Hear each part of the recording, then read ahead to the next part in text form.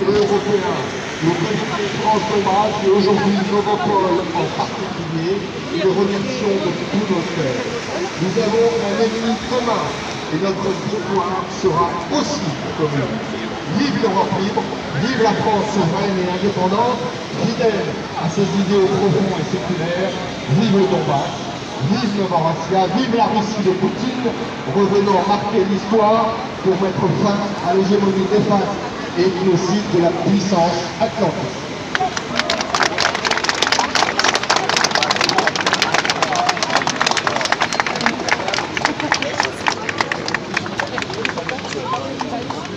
Ça, c'est un beau message d'amitié, n'est-ce pas?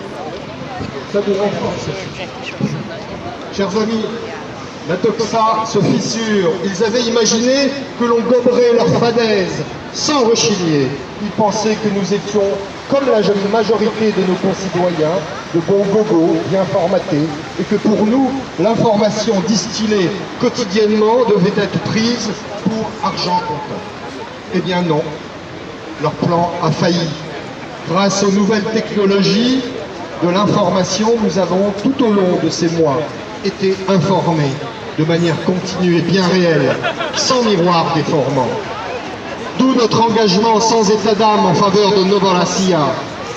Nous avons ouvert les yeux un peu plus sur leur manipulation érigée en système.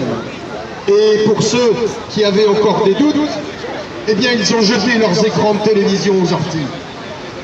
La guerre médiatique sur l'Ukraine est sur le point d'être gagnée par le camp de la vérité sur le mensonge, le camp du mépris de ces vies civiles arrachées sur celui de l'humanisme moderne, celui qui ne se fie plus à ces dogmes d'un autre âge, mais bien à la réalité de la vie ou de la mort.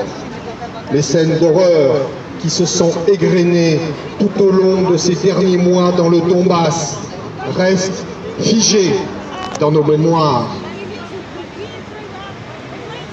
Les visions de ces femmes abattues dans les rues de Slaviansk, de Lugansk, de Donetsk,